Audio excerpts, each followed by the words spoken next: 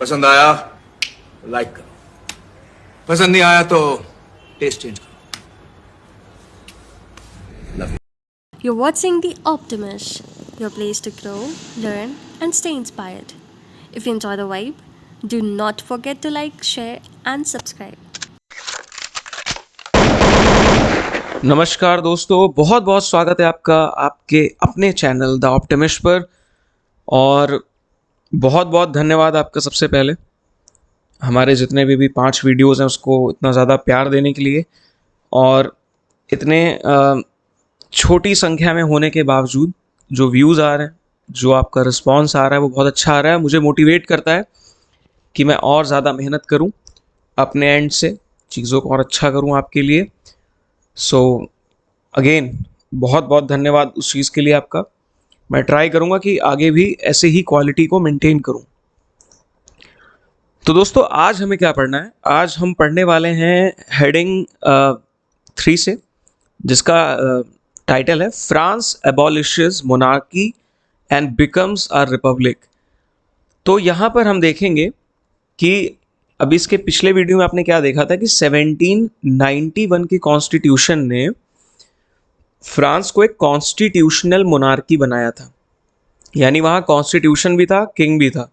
ठीक है, इस पर्टिकुलर टॉपिक में हम ये देखेंगे कैसे फ्रांस उस मोनार्की को एंड कर देता है, क्यों एंड करता है उसके रीज़न भी देखेंगे, और कैसे फ्रांस एक रिपब्लिक बनता है।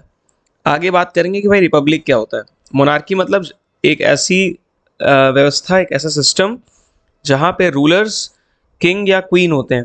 ठीक है, और रिपब्लिक मतलब फिलहाल के लिए समझ लीजिए एक ऐसी गवर्नमेंट या ऐसी व्यवस्था जहाँ पे जो रूलर्स है वो हेरिडेटरी रूलर्स नहीं होते। मतलब ऐसा नहीं होता किंग फिर उसका बेटा, ऐसा नहीं, जनता चूज करती है रूलर को। ठीक है, अभी आगे इसको देखते हैं, बहुत ज़्यादा इसके लिए परेशान मत होइएगा।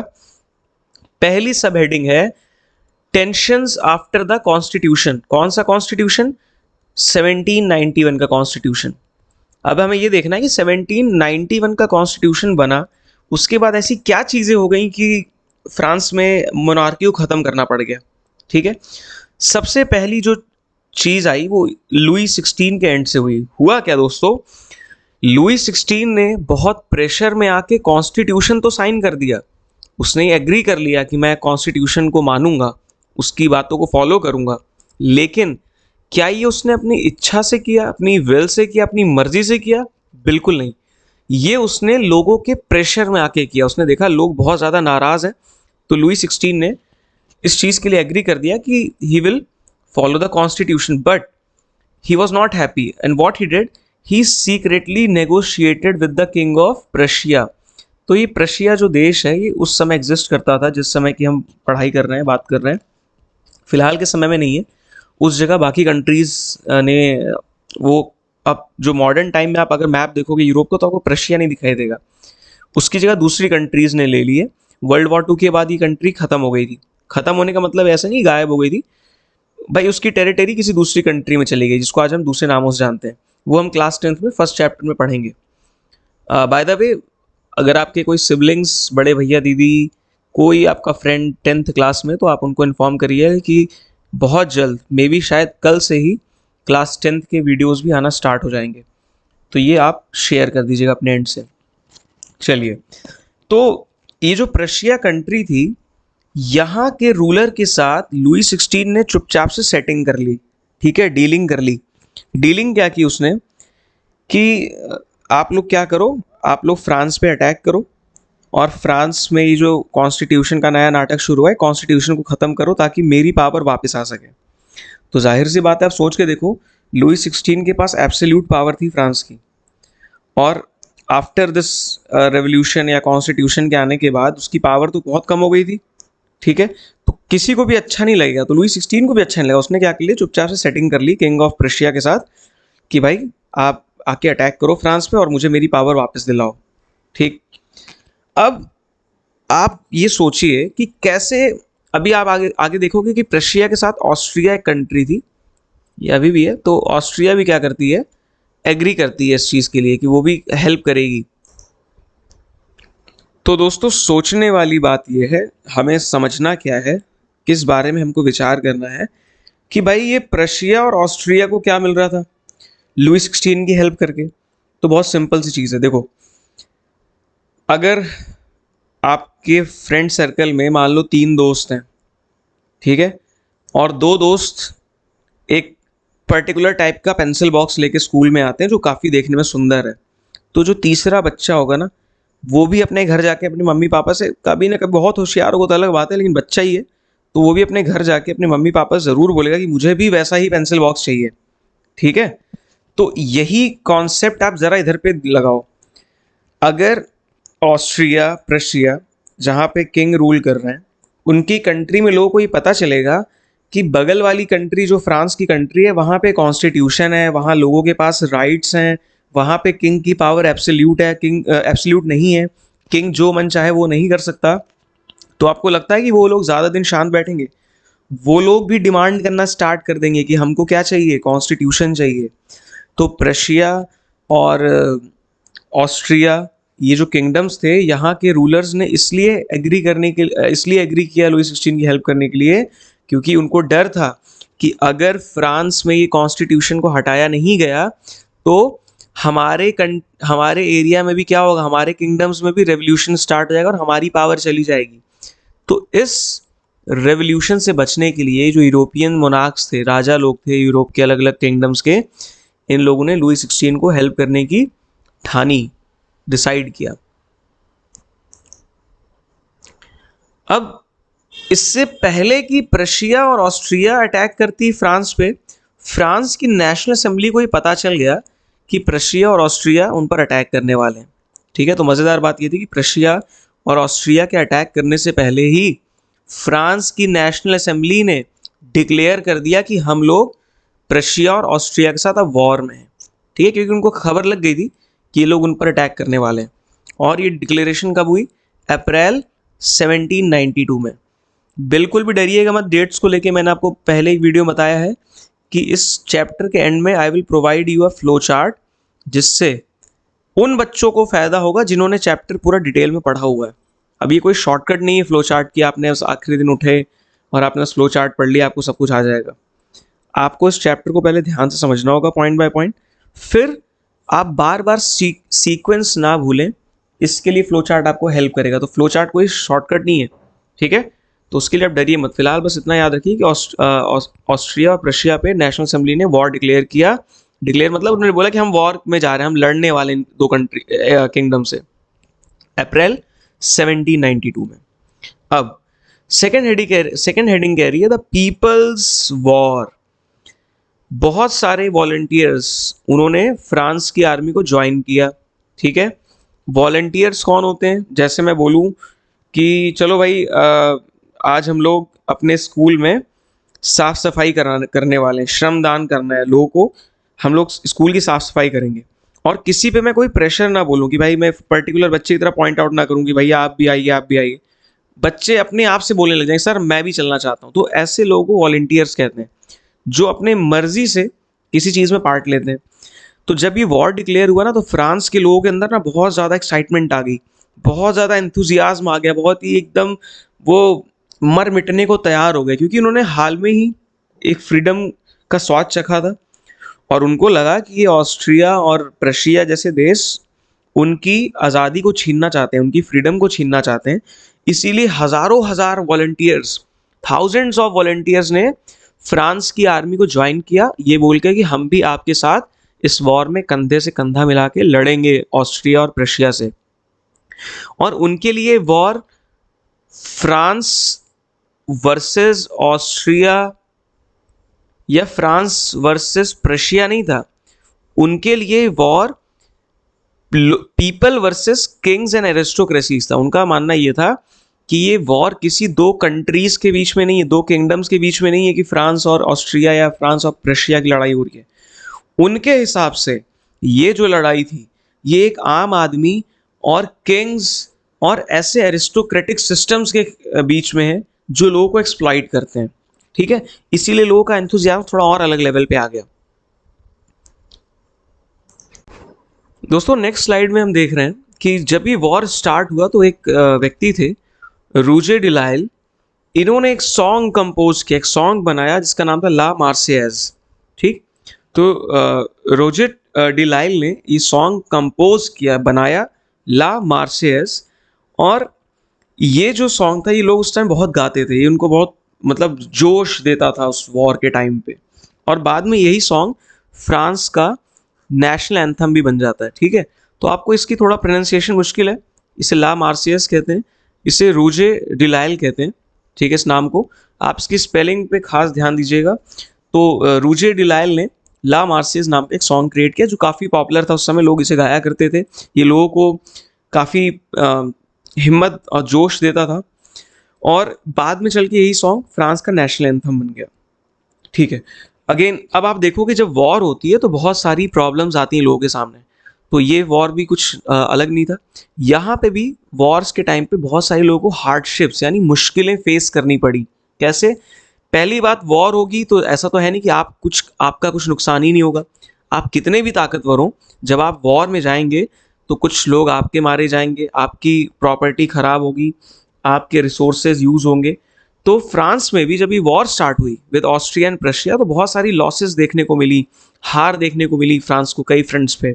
देन बहुत सारी इकोनॉमिक डिफिकल्टीज भी आ गई, क्योंकि आप देखो आपके देश के जो जितने भी यंग लोग हैं वो सब वॉर में जाएंगे। भाई वॉर में जाएंगे तो आपकी वर्क फोर्स, जो काम करने वाले लोग हैं वो कम हो गए, तो ना तो फैक्ट्रीज में वर्कर्स उतने रह जाएंगे, ना बाकी काम करने वाले रह जाएंगे, तो इकॉनमी भी धीरे धीरे कमज़ोर पड़ जाती है। तो फ्रांस में इस टाइम पे बहुत सारे लॉसेस देखने को मिलते हैं और इकोनॉमिक डिफिकल्टीज देखने को मिलती हैं, आर्थिक तंगी आना शुरू होती है लोगों को फ्रांस में। ठीक है, सेकेंड चीज़ क्या होती है कि भाई सारे मर्द जो होते हैं, सारे जो पुरुष होते हैं वो लड़ने चले जाते हैं, और जो महिलाएं होती हैं घर की सारी जिम्मेदारी, हाउस होल्ड को मैनेज करने की यानी घर की जिम्मेदारी और कमाने की जिम्मेदारी इन महिलाओं के ऊपर आ जाती है, इन विमेन के ऊपर आ जाती है। तो ये अगेन एक काफ़ी डिफिकल्ट टाइम होता है इन लोगों को मैनेज करना, अपना घर परिवार और एक साथ ही साथ लाइवलीहुड्स भी, क्योंकि सारे जो पुरुष हैं वो वॉर में गए हुए हैं। अब इसके बाद देखिए कि बहुत सारे जब ये वॉर होता है ना, तो जब लड़ाई होती है तो बहुत सारे लोगों का इल्यूजनमेंट या इल्यूजन कह लो वो टूटता है, जो भ्रम होता है वो टूटता है। आप घर बैठ के ना वॉर के बारे में बहुत सारी चीज़ें रोमांटिसाइज कर सकते हैं, अरे वाह वॉर वॉर तो बहादुरों का काम है, और ये महान लोग जाते हैं, बहादुर लोग जाते हैं जंग में। लेकिन जिस दिन आप रियल में वॉर में जाओगे तो आपका दिल उठ जाएगा रियलिटी से, दुनियादारी से। तो इस टाइम पे जब लोगों ने इतनी सारी प्रॉब्लम फेस की फ्रांस में, तो उनको लगा कि यार ये जो रेवोल्यूशन हुआ अभी और ये जो कॉन्स्टिट्यूशन बना 1791 का, इसमें हम लोग को तो कुछ नहीं मिला, केवल फायदा किसका हुआ? रिच लोगों का। आप देखो, आप 1791 के कॉन्स्टिट्यूशन का जो मैंने वीडियो बनाया था उसमें आप ध्यान दो, अपनी एनसीईआरटी में अगर आपने ध्यान दिया होगा तो आपको समझ में आएगा कि जो इलेक्टर्स थे, पहली बात तो लोग डायरेक्टली वोट नहीं कर पा रहे हैं, और वोट भी किसको मिल रहा है? राइट, जो जिनके पास प्रॉपर्टी है, मतलब जो लेबर 3 दिन के लेबर के बराबर का पैसा दे रहे हैं टैक्स के फॉर्म में। ठीक, तो सबके पास राइट्स नहीं, पहली बात।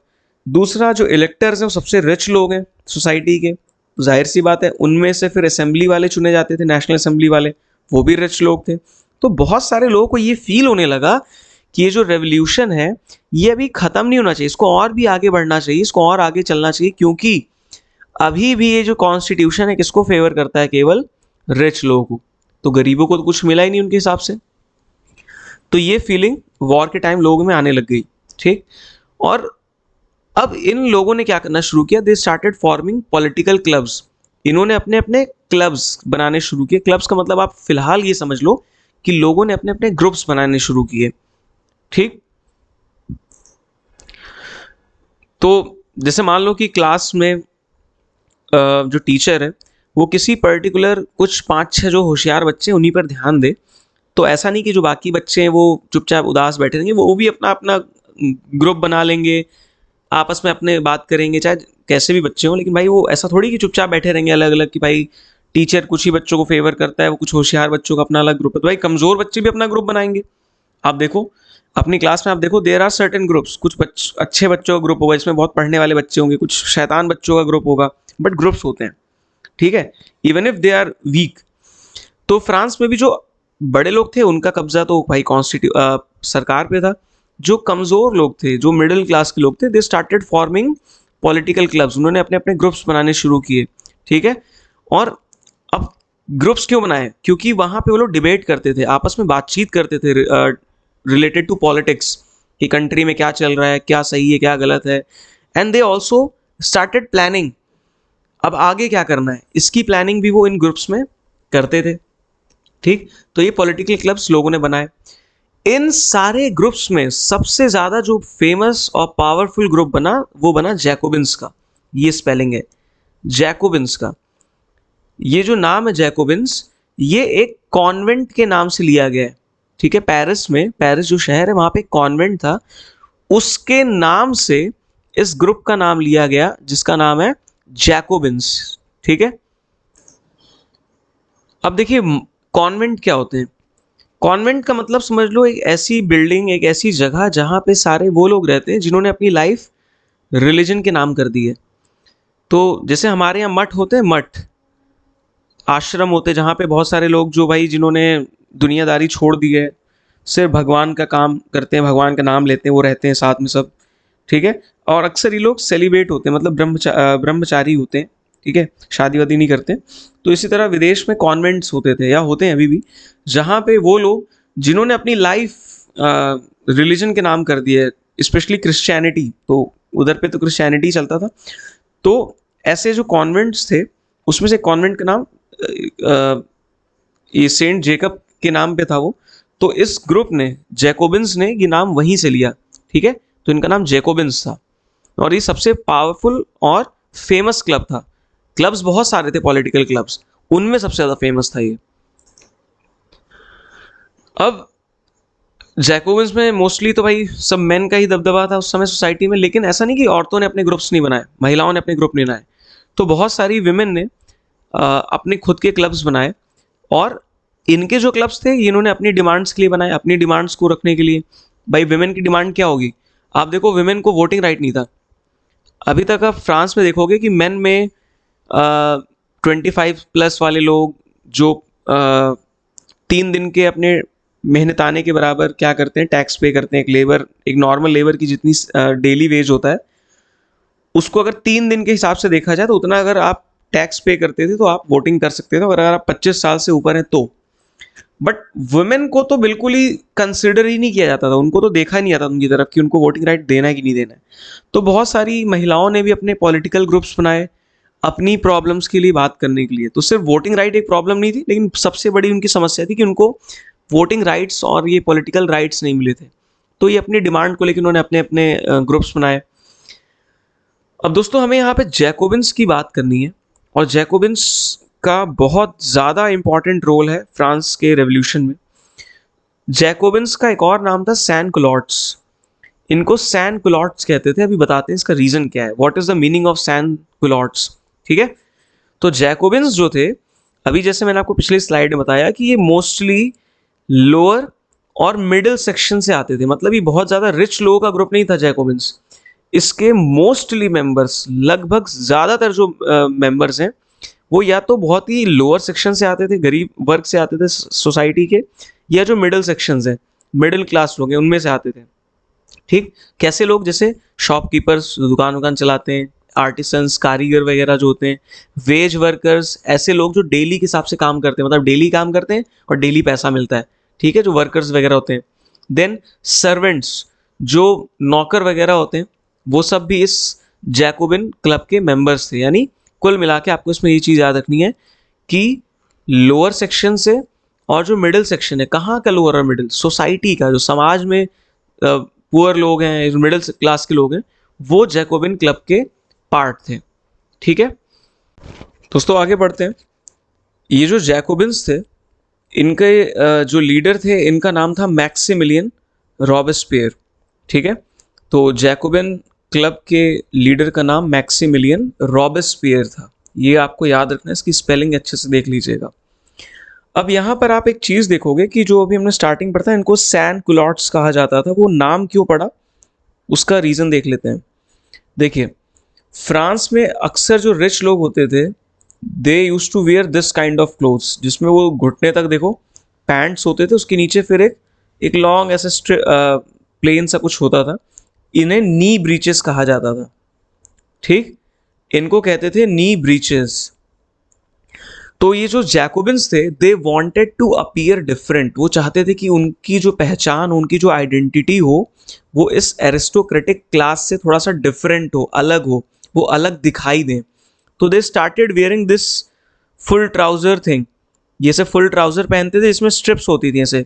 ठीक है, तो इसीलिए इनका नाम सैन कुलॉट्स पड़ गया। सैन मतलब विदाउट, कुलॉट्स मतलब नी ब्रीचेस। ऐसे लोग जो ऐसे कपड़े पहनते हैं जो नी ब्रीचेस नहीं पहनते हैं, ठीक है, जो नी ब्रीचेस का यूज नहीं करते हैं। तो जैकोबिन्स ऐसा इसलिए करते थे क्योंकि अक्सर ये जो ट्राउजर थे, ये वर्कर्स वगैरह पहना करते थे। ठीक है, तो ये ऐसा पहनते थे। और ये एक फीमेल फिगर है, हालांकि ट्राउजर नहीं पहनती, बट जो भी पहनती उसमें से स्ट्राइप्स रहती थी ऐसे। ठीक है, तो इसीलिए इनका नाम सैन कुलॉट्स पड़ गया। तो यही चीज यहाँ पे दी गई है कि सैन क्लॉट्स के पीछे जो रीजन मतलब है वो ये है, विदाउट नी ब्रीचेस, यानी ऐसे लोग जो ऐसा कपड़ा पहनते हैं जिसमें नी ब्रीचेस नहीं है। ठीक, इसके अलावा ये जैकोबिन्स रेड कैप भी पहनते थे। हमने पिछले वीडियो में देखा है कि रेड कैप किसका सिंबल थी? फ्रीडम का, आज़ादी का। तो ये जो जैकोबिन्स थे ये रेड कैप भी पहनते थे, बट विमेन जो थी उनको अलाउड नहीं था ये पहनना। ठीक है, तो ये हो गई ड्रेस की बात, और इससे आपको पता चला कि जैकोबिन्स को सैन क्लॉट्स क्यों कहा जाता था, ये रीजन पता चल गया। ठीक है, स्पेलिंग क्लॉट्स की मैंने गलत लिख दी है। क्लॉट्स की स्पेलिंग होती है CULOTTES, ई है। तो सैन क्लॉट्स इसीलिए इनको कहा जाता था। अब आते हैं इंसरेक्शन ऑफ 10th अगस्त 1792। अभी इस ड्रेस वाली बात से हम मुद्दे से भटकेंगे नहीं। बात ये चल रही थी कि फ्रांस में फ्रांस वॉर लड़ रहा था प्रशिया और ऑस्ट्रिया जैसे किंगडम से, और इसी वॉर के बीचों बीच कंट्री के अंदर, फ्रांस के अंदर एक विद्रोह होता है, एक इंसरेक्शन होता है। इंसरेक्शन मतलब विद्रोह, जिसमें अक्सर नॉर्मल जो लोग होते हैं वो गवर्नमेंट के खिलाफ, रॉयल पावर के खिलाफ क्या करते हैं? बगावत करते हैं। तो ये कब हुआ? 10th अगस्त 1792 को। अब मैंने कुछ जगह पे देखो ऑलरेडी मार्क कर रखा है क्योंकि वीडियो मैंने रिकॉर्ड कर लिया था, बट मेरी किस्मत थोड़ी सी गड़बड़ हो गई, साउंड की कुछ प्रॉब्लम हो गई, तो मुझे दोबारा रिकॉर्ड करना पड़ रहा है ये। So sorry for that. So 10th अगस्त 1792 को लोगों ने बगावत की, और इसका रीज़न ये था कि वॉर टाइम चल रहा था। वॉर टाइम पे प्रोडक्शन सब कुछ कम हो जाता है, मैक्सिमम लोग बाहर लड़ाई लड़ रहे हैं, खेतों में प्रोडक्शन इतना हो नहीं रहा है, तो फूड की शॉर्टेज हो रही है। फूड शॉर्टेज के कारण चीज़ों के प्राइसेस बढ़ गए खाने पीने के, तो लोगों को बहुत सारी दिक्कत आ रही थी। और इसी बीच लोगों को ये शक होने लगा कि इन सारी प्रॉब्लम्स के पीछे लुई 16 का हाथ है। ठीक है, तो लोगों का गुस्सा फूटता है लुई 16 पे। होता क्या है कि जो जैकोबिन्स होते हैं, जैकोबिन्स और बहुत सारे पेरिसियंस मतलब पेरिस के सिटीजन्स, ये इकट्ठा होते हैं, और एक ट्यूलरीज का पैलेस होता है जहाँ पे लुई 16 रह रहा होता है। लुई 16 ट्यूलरीज के पैलेस में, महल में रह रहा होता है, और ये सारे लोग वहाँ जाते हैं, हमला करते हैं, और जो उस पैलेस के गार्ड्स होते हैं जो किंग की सिक्योरिटी देख रहे होते हैं, ये उनको किल देम, उनको मार देते हैं उन गार्ड्स को। लुई 16 को हॉस्टेज का मतलब होता है बंधक। लुई 16 को पकड़ लिया जाता है, और जो नेशनल असेंबली होती है फ्रांस की, वो डिसाइड करती है वोट के थ्रू कि जो रॉयल फैमिली है, जो किंग की फैमिली है, किंग की फैमिली को ही रॉयल फैमिली कहते हैं। रॉयल फैमिली को क्या किया जाएगा? इम्प्रिजन किया जाएगा। इम्प्रिजन मतलब उनको बंधक बना के जेल में रखा जाएगा। ये नेशनल असेंबली डिसाइड करती है। अब after this imprisonment of royal family and when the king was taken as a hostage, France monarchy से रिपब्लिक की तरफ शिफ्ट करता है, यानी फ्रांस मोनार्की से रिपब्लिक बन जाता है। दोबारा इलेक्शंस होते हैं। ठीक, किंग के पकड़े जाने के बाद इलेक्शंस दोबारा से होते हैं फ्रांस में, और इस बार पहले शर्त क्या थी? इधर लिख देते हैं बिफोर कंडीशन क्या थी भाई? जो 25 ईयर से प्लस है। अब क्या था? जो 21 से प्लस है। पहले क्या था? जो टैक्स पे करता था उसको राइट मिलता था वोटिंग का। इस बार क्या था?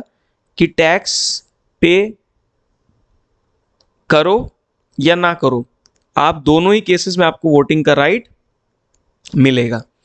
तो ये चेंजेस हुए। 21 ईयर या उससे अबव वाले लोगों को वोटिंग राइट मिला, और ये राइट उनको रिगार्डलेस ऑफ कि वो टैक्स पे करते हैं कि नहीं पे करते, ये राइट उनको मिल गया कि भाई टैक्स पे करें या ना करें, उनको वोटिंग का राइट मिलेगा। लेकिन विमेन को अभी भी वोटिंग का राइट नहीं मिला है, ये याद रखिएगा। अब ये जो नई असेंबली फॉर्म हुई, जैसे जब पहले असेंबली फॉर्म हुई थी इलेक्शंस के बाद, तो उसे नेशनल असेंबली कहा गया। लेकिन इस बार जो इलेक्शन हुए दोबारा, इस बार जो असेंबली फॉर्म हुई उसका नाम था कन्वेंशन। उसको क्या बोला गया? कन्वेंशन नाम पड़ा उसका। और यहाँ पे एक चीज़ आपको याद रखनी है कि ये जो नया कन्वेंशन बना, जो नई असेंबली बनी, इसमें जैकोबिन्स का बोलबाला ज़्यादा था। यानी ज़्यादातर जो मेंबर्स थे वो जैकोबिन क्लब को बिलोंग करते थे, जैकोबिन आइडियोलॉजी को फॉलो करते थे। ठीक है, ये चीज़ दिमाग में अच्छे से बैठा लीजिएगा, आगे यूज़ होगी ये। ओके, अब यहाँ पे आइए।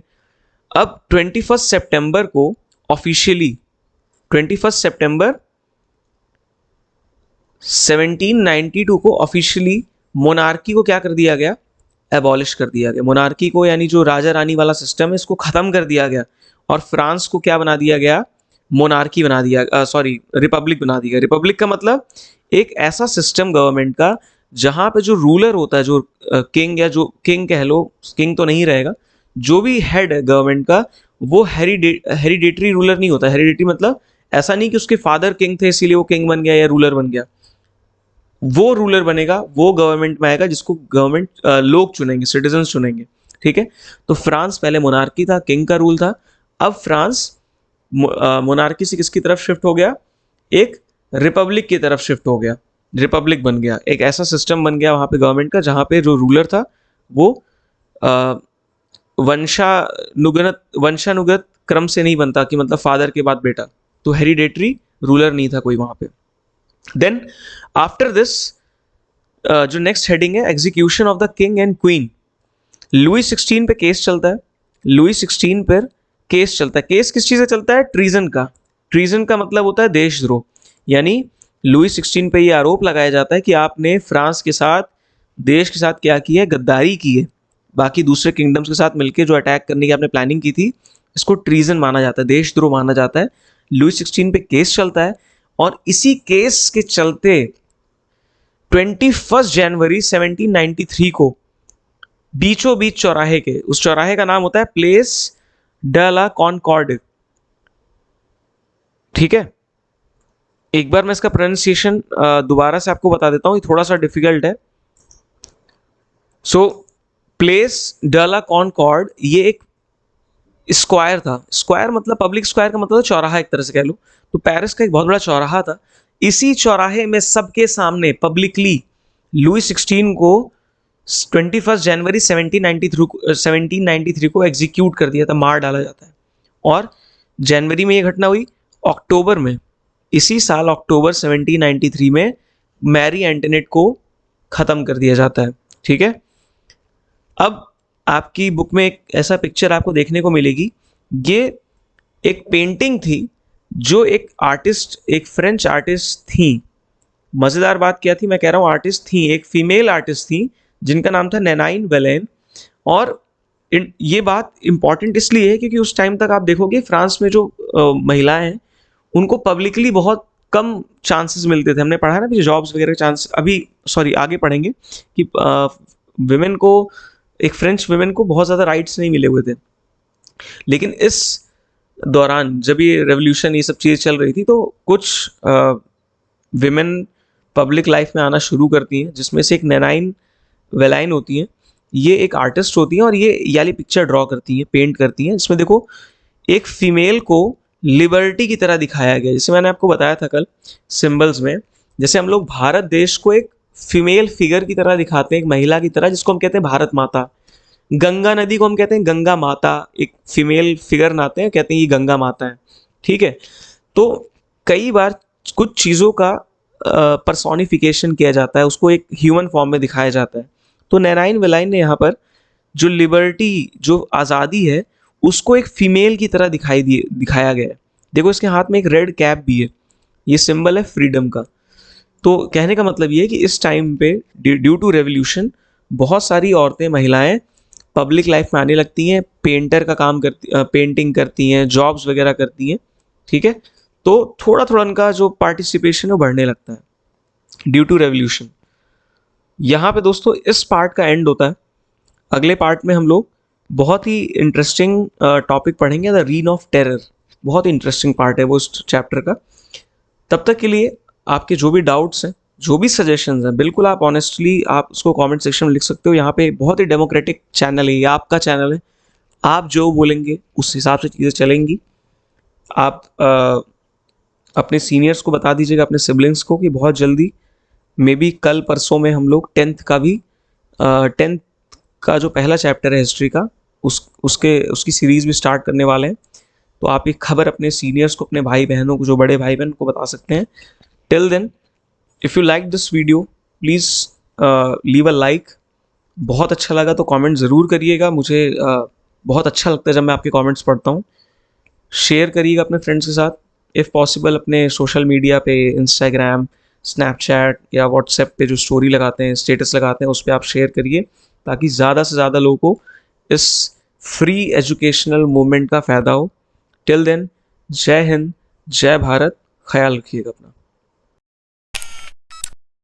Thanks for watching. Stay curious, stay optimistic, and don't forget to subscribe.